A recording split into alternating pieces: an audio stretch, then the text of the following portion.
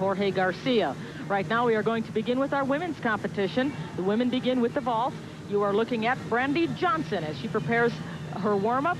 We had a chance to talk with her earlier. Now, you will recall that Brandy Johnson won the American Cup. Wasn't that long ago that she proved herself to be one of the best American gymnasts around. She outdistanced Olya Dudnik of the Soviet Union. Olya Dudnik was considered to be a favorite, but now it's Brandy Johnson who carries the crown. She talked to us about being #1. As in the title of being the top gymnast in America, I will gladly take on that title, but I just let my gymnastics, I don't focus on being the #1 gymnast in the United States. I just focus on doing my routines the best I can. If I happen to do that, then that's fine. And Brandy Johnson, if you saw the opening of our telecast, she was the top all-around finisher at the 1988 Olympic Games in Seoul, Korea. So she is really positioning herself to be America's premier gymnast. She is just 15 years of age. You can see her height and weight, and she competes in Florida. This is her first of 2 vaults. She'll take the best score of the 2. Wow. What can you say? She is so strong. In fact, she's very well known for her powerful tumbling and vaulting skills, but she's really developed into a really fine all-around gymnast. This is a Yurchenko vault laid out with a full, good push, good clean form in the air, and an excellent landing. What can you say about that? If you were her coach, what would you be saying to her when she does her second vault? To tell you the truth, she's more powerful than that. She didn't get the rebound and the block off the horse that she normally gets. Although it was an outstanding vault, she can even do it better. She is coached by Kevin and Rita Brown of Brown's Gymnastics. Her score for that first vault was 9.925. Now, in women's gymnastics, it is the higher of the 2 vault that will count. They are not averaged together. So if she can better that mark of 9.925, which is going to be tough to do. But you say she can do better. She can do it.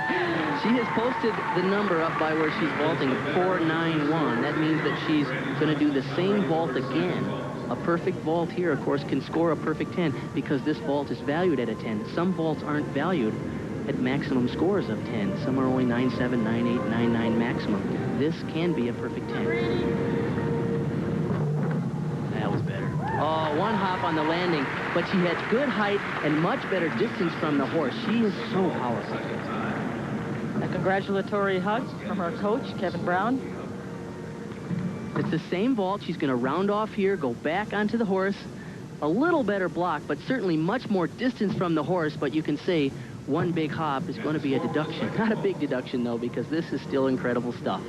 Once again, round off, and you see she goes backwards onto the horse, lay out full. I've seen her do it better.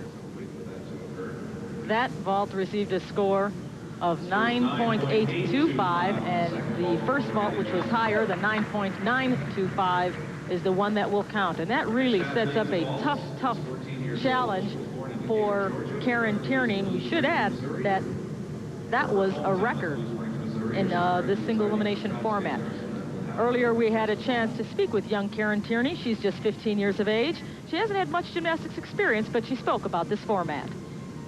I think it will show who the strongest gymnasts are and what they're able to do by competing each day. And how do you think you're going to fare? I think I'll do pretty good. I'm paired with Brandy Johnson, and she's the best in the United States, so it's going to be kind of a great challenge. And a tough challenge it is with the record-setting performance of Brandy Johnson. Again, the earlier record was 9.90. It was held by Diane Durham back in 1982. She had set the standard for this meet. And now that record has been broken. Let's see what Karen Tierney can do. This is going to be a vault called a tucked queer vault. Pretty nice. That's better than I saw her warming it up. She has to be pleased with that one. Her coach is Stormy Eaton. You can see him there in the background. This is a vault where she's going to do a handspring onto the horse, going straight, half turn, and then a tucked backflip. Very high. One little problem on the landing. She'll try and stick that landing, of course, on the second vault. She'll be doing the same vault again. Handspring.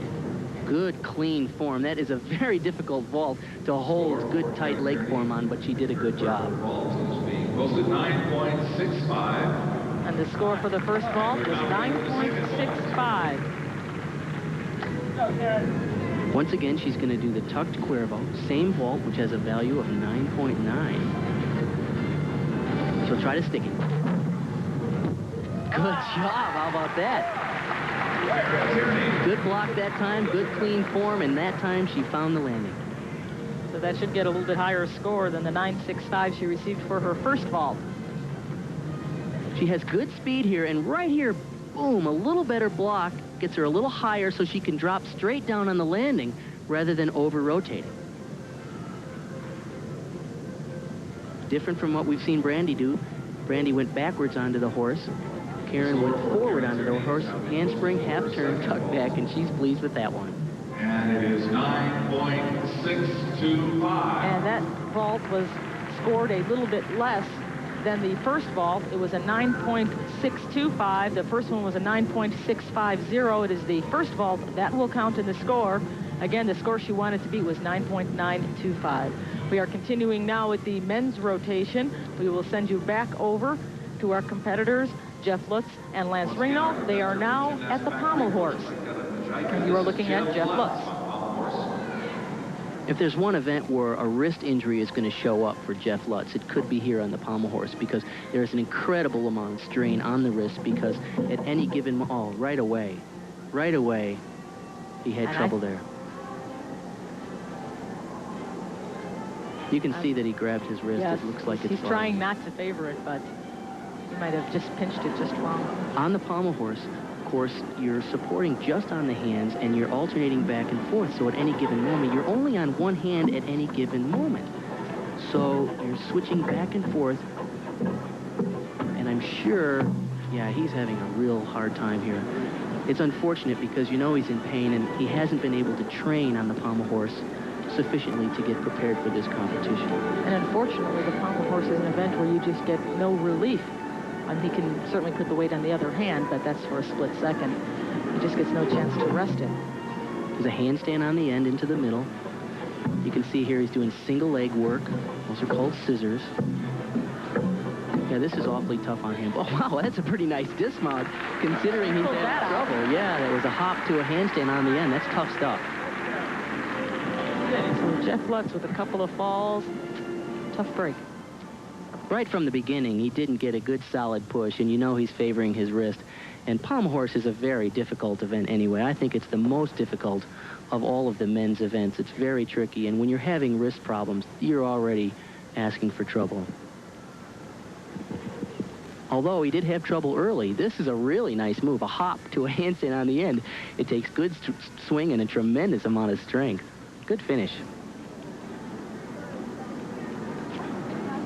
Jeff Lutz, 5 feet 5 inches tall, born in Houston, Texas, currently lives in Fort Worth, Texas, wants to go back to the University of Oklahoma and continue training there. And the score, unfortunately, for Jeff Lutz is a 7.8. That's just about going to run him out of this head-to-head format, because Lance has a little breathing room now, certainly. Lance Ringnald also will compete on the pommel horse. Lance has a really interesting dismount. He does a backflip off the horse. It's pretty interesting to see. You're talking about the breathing room that he needs. 7.7 is all he needs up here, and obviously he'll do better than that unless he has a couple of major falls. Back more mount. Look at a good extension of the body. Nice handwork as he travels across the horse. And we cut what we call longitudinal travels. Oh, a little trouble there. He's struggling a little bit on one of those travels to the end. There's a handstand in the middle, a little short. He does that a little higher normally. Oh, had trouble on the scissor. That's an easy move. You shouldn't give up points there. And there's that dismount. Wow. A piked back off. Interesting finish. Yeah, caught me by surprise. Even though you warned us, it was a unique dismount.